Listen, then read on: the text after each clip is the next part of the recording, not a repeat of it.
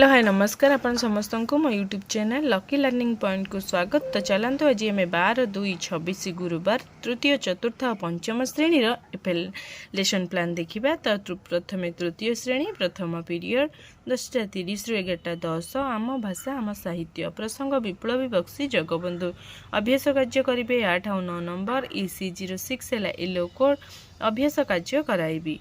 द्वितीय पीरियड 11:10 रु 11:50 डिकोडिंग और लिखन पाठ 166 कार्यपूर्त करेंगे डिकोडिंग संपर्कित कार्य करेंगे। EC06 है येलो कोड कार्य पुस्तिकार पृष्ठ 217 कार्य कराइबी कार्यपुस्तिका TLM। तृतीय पीरियड 11:50 रु 12:30 मौखिक भाषार विकास अभिनय सहित कविता आवृत्ति करेंगे। EC01 है येलो कोड कविता पोस्टर थिबा सूरज जन्म भाई भौणी कविताटी को अभिनय सहित आवृत्ति कराइबी कविता पोस्टर TLM। चतुर्थ पीरियड 12:30 रु 1:15 गणित मजा प्रसंग समय कहे मु ठीक ठीक। दिनर विभिन्न समय होउथिबा कार्यगुड़ी को कहबे और लिखिबे। M317 है येलो कोड दिनर विभिन्न समय कार्य को क्रम सारणी पूरण करेंगे घंटा है TLM एवं प्रसंग आधारित चित्र मध्य देखिकी से सारणी पूरण करेंगे। पंचम पीरियड 2 रु 2:45 गणित कार्यपुस्तिका समय संपर्कित प्रश्नर समाधान करेंगे। M317 है येलो कोड समय संपर्कित प्रश्नर समाधान करने को देवी। प्रश्न रही सकाळ 8 दिन 2टा पर्यंत केते समय हिसाब करी कह। षष्ठ पीरियड 2:45 रु 3:30 में English book topic learning days month and directions BMDT listening and speaking है learning outcome I will discuss practice activity. सप्तम पीरियड 3:30 रु 4टा खेल खेलिबे पिला माननकु नै खेलाइबी। ये थिला तृतीय श्रेणी। एबे देखिबा चतुर्थ और पंचम श्रेणी। चतुर्थ पंचम श्रेणी प्रथम पीरियड 10:15 रु 11टा चतुर्थ श्रेणी साहित्य कलिका प्रसंग टिकी टिकी पुनरालोचना करी। OD 401 है येलो कोड अभ्यास प्रश्न आलोचना करी। पंचम श्रेणी साहित्य कुसुम प्रसंग दीप शिक्षा अभिनय माध्यम उपस्थापन करेंगे। OD 501 है येलो कोड प्रसंगर द्वितीय दृश्य को अभिनय माध्यम उपस्थापन कराइबी। द्वितीय पीरियड 11 रु 11:45 में English book 4th class topic है लेसन 5 रिसाइटिंग और राइटिंग है लर्निंग आउटकम। EN 404 है yellow code I will discuss session 5 activity lesson 5 activity. 5th class topic है द पेंसिल स्टोरी राइटिंग है लर्निंग आउटकम। EN 501 है yellow code I will discuss session 5 activity.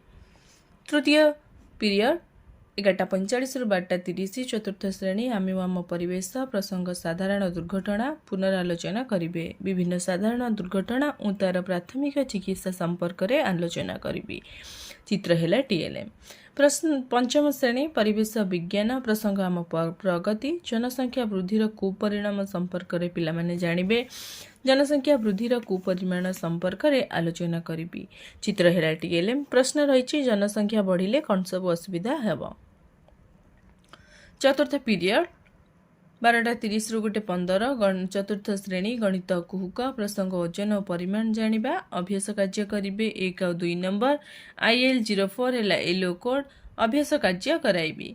पंचम श्रेणी गणित धारा प्रसंग समय माप अभ्यास कार्य करेंगे 1 नंबर और 1 2 और 3 नंबर IL04 है येलो कोड अभ्यास कार्य कराइबी। पंचम पीरियड 2 रु 2:40 चतुर्थ श्रेणी आम आम परिवेश प्रसंग अस्वास्थ्यकर परिवेश रोगर घर पुनरालोचना करी। अस्वास्थ्यकर परिवेश जो होउथिबा रोग संपर्क में आलोचना करी। प्रश्न अच्छी क्यों मशा कामुड़िले डेंगू ज्वर हुए। पंचम श्रेणी परिवेश विज्ञान प्रसंग समस्ते एकापरी नुहंती पुनरालोचना करी। ओटो ठेकुआर उपयोजन संपर्क में आलोचना करी। चित्र है TLM। प्रश्न ओटो को कहीं मरुभूमिर जहाज कहुए। षष्ठ पीरियड गणित कार्यपुस्तिका 2:40 रु 3:20 चतुर्थ श्रेणी पिला पाठ 14 करेंगे जो सम भग्न संख्या चिन्हवा।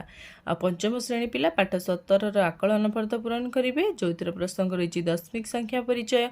IL05 है येलो कोड गणित कार्यपद पूरण कराइबी कार्यपुस्तिका TLM।